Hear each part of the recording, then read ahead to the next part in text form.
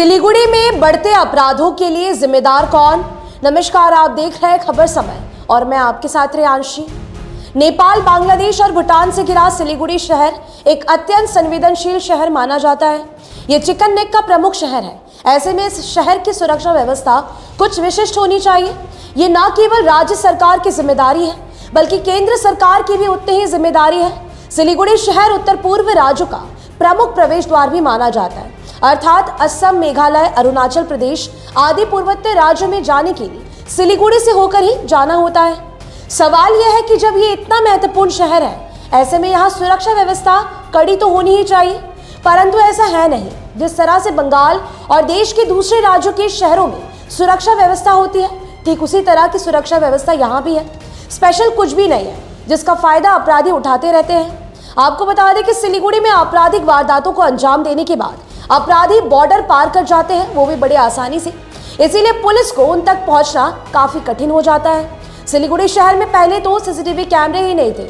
वर्तमान में प्रमुख स्थानों और मार्गों पर सीसीटीवी कैमरे लगाए गए जरूर हैं, परंतु वे कितने सक्रिय हैं ये तो पता नहीं। अध्ययन से यह भी पता चलता है कि इस संवेदनशील शहर में लगाए गए सीसीटीवी कैमरे पर्याप्त नहीं है, या फिर उच्च कोटि के कैमरे नहीं है, या फिर यहाँ आपको बता दें कि पर्याप्त मात्रा में सीसीटीवी कैमरे लगाए नहीं गए हैं।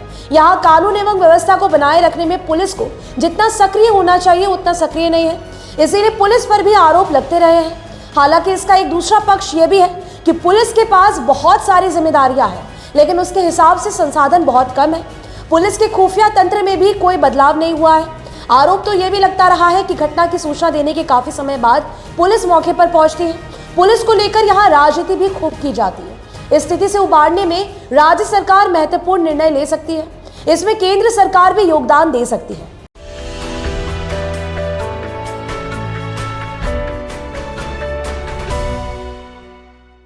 सिलीगुड़ी शहर की पुरानी प्रशासनिक व्यवस्था में बदलाव और उसे आधुनिक बनाने के लिए केंद्र सरकार की ओर से विशेष पहल करने की जरूरत है।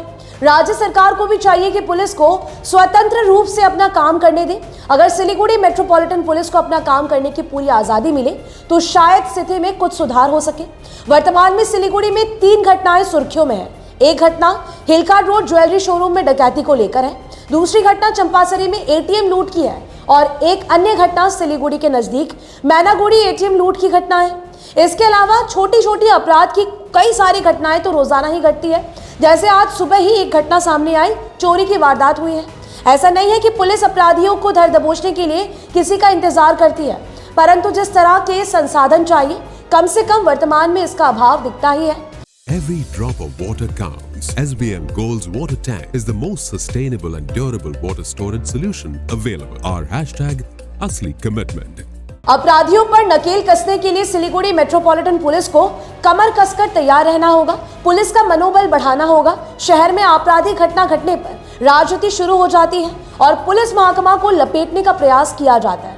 पुलिस कमिश्नर के इस्तीफे की मांग की जाती है, परंतु राजनीति करने वाले ये भूल जाते हैं कि आखिर पुलिस कितने दबाव में काम करती है। अब समय आ गया है कि पुलिस के दबाव को कम किया जाए और इसी पर मंथन किया जाना चाहिए। इसमें सिलीगुड़ी नगर निगम प्रशासन के साथ साथ नागरिकों का भी सहयोग होना चाहिए। आपको क्या लगता है? क्या आप इस विषय से सहमत हैं? हमें जरूर से बताइएगा। अभी के लिए दीजिए इजाजत। और भी लेटेस्ट अपडेट्स पाने के लिए देखते रहे खबर समय। जाते जाते आपको बता दें कि आपके लिए खबर हमारे प्रतिनिधि सुरेंद्र श्रीवास्तव द्वारा लिखी गई है। हर समय खबर समय। धन्यवाद।